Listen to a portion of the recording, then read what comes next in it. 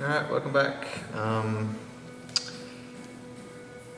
Update. I have got both stab servos done, which I already talked about in the last video, and I went ahead and did the rudders. So they're both on. You can see right there. And actually they weren't terrible this time, which is kind of nice because they went in pretty quick. Only thing I had to do was add, stand by. Like I mentioned in the last video, the little servo holder things that you get typically with helicopters. I just put one of these under each side of the servo to bring it up, and that was it. I was actually shocked. So, plus there, but out of the two I've had, this is the only one that's been like that. So, they're in and done, and let's see, where is it at? 1 second. Oh, so the drive units here. We'll zoom in a little bit. Maybe you can see this. Let's see. That's about as good as it's going to get. So there's a channel cut in there, and you really can't see it. So I guess I'd have to get up and get closer. But I went about halfway down, set the kind of the T-joint at halfway versus fully seated. But because of the angle, when these things rotate, it actually comes down inside. So if you put it all the way at the bottom, when it rotates a certain way, it will actually bind up. So you kind of need it to leave room for that T-joint to move up and down in this slit. So I went halfway. You could probably go a little bit over halfway and still be safe. The biggest thing is don't go too far out because you don't want it popping out and fluttering. But that was the only thing I had to watch for. It was actually fairly easy. So I put the servo in, I put the rudder on, and put the servo driver on it, kind of actioned it a little bit, just kind of see where the servo needed to sit, and then I kind of marked, I got the servo level and drew a line on it and the two endpoints. So I took the rudder back off, put the servo back in that spot, put a screw in, drilled the other ones because they only had like 2 holes on each one done, so I had to drill the other 2 holes per servo. So fairly simple. I drilled it with my little best tool in my toolbox, the servo screw driller. It's like a little finger screw. And then I upsize it with this one. It's the same thing. It's just a little finger screw, but it's just a little bit larger, and it's perfect for those larger screws that they use to do the servos. So those are done, and next is the thrust vectoring servos. I've been kind of debating. I hate using a 500 plus ounce servo on thrust vectoring, but I figured that's just it. I don't know how much thrust vectoring, how much torque you really need to move these nozzles in thrust. So hey, there's a question for you guys. What do you think? Could I get away with 300 ounces-ish? Like a little over 300 ounces, like forget what those 175s are, like 300-ish. They're over 300 ounces of torque. And I can get the mechanical setup on it's easy. So what do you think? I mean, they're kind of stiff to move, you know, just by themselves, you know. There's a little spot that's catching I gotta fix, but they move fairly easy. I mean, they're not like nothing crazy. This one's actually harder than the other, and they'll loosen up over time as you use them because these stay on all the time. That's kind of why I was thinking go with the higher torque like last time, because if you don't turn them on, the jet, because the landing gear's so far back, the center rotation is, so you got your CG and, you know, well, I guess CG and center of lift, but center of lift, center of pressure, so where the aircraft rotates is way far behind that of the center of pressure.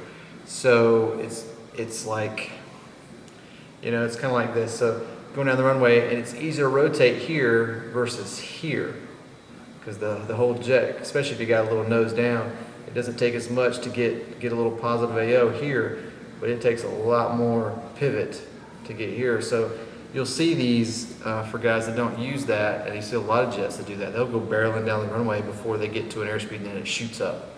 F-18s are like this. The Tomcat would be like that, I think, but because the Tomcat kind of sits when it's got so much weight, the struts compress and the nose doesn't compress as much, so it kind of gives it a little bit of a positive AO, so it rotates very nice. And this one, if you put the thrust vectoring on it, it helps it rotate. Guys, I know some guys even do toe in to help, like the F-18. And I will try that on this one. I didn't do that on the last ones, just because I didn't have any extra channels, but this time I will. So I think the real one, they actually toe out to help it rotate, but I don't know, I have to look at that, but I think trying a little toe in, some guys have done that as well. So we'll see how that goes once I get a little bit of slop, but that's just backlash in the gears.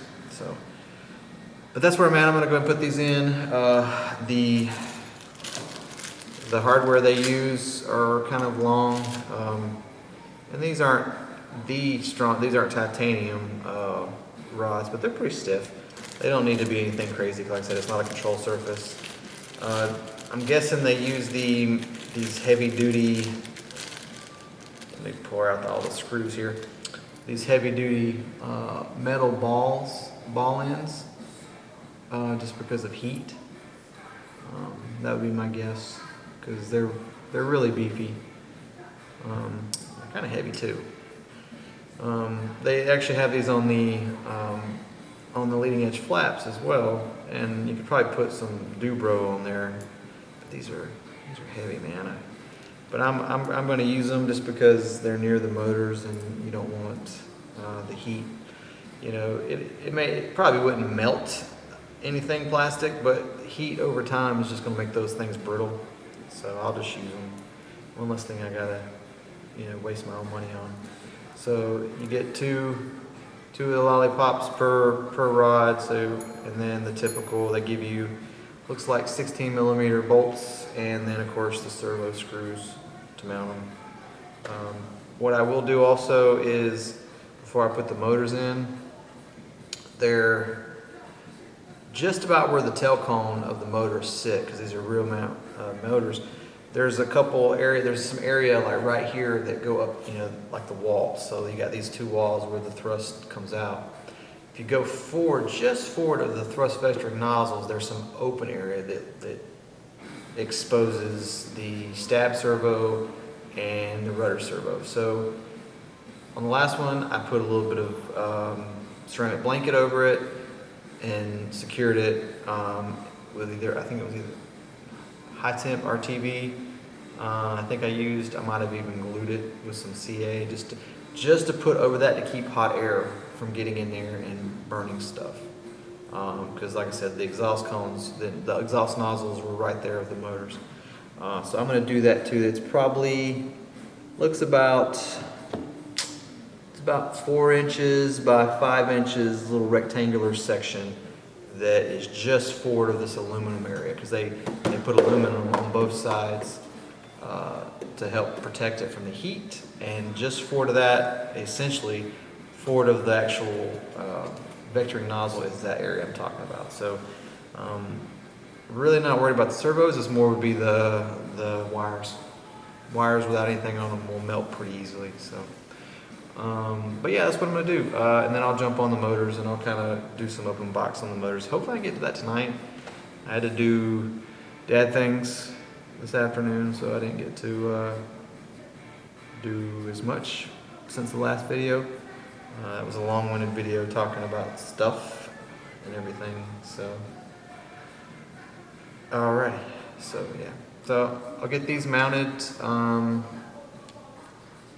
And like I said, if you think if thrust vectoring doesn't need as much torque, let me know. I might put a 300 plus ounce versus a 500 plus ounce servo in there, because that is such a nice servo.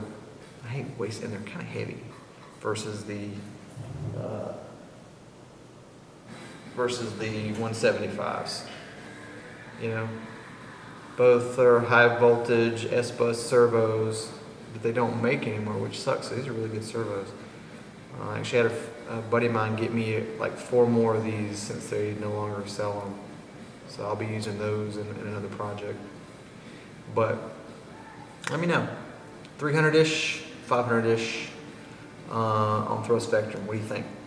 Jet is, I would say, probably wet, 57 to 63 pounds, LMA1 size. So that's what you're looking at.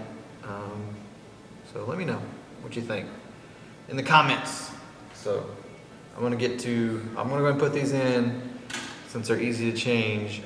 If you guys think that the 300 would work just fine, then I'll probably pull them out and put these in. But I'm gonna go ahead and put these in for now, just to see what you guys think. So let me get back to it, and I'll do kind of another live video with the motors if I can get to those tonight. So these should go pretty quick. So you guys take it easy, and see you later.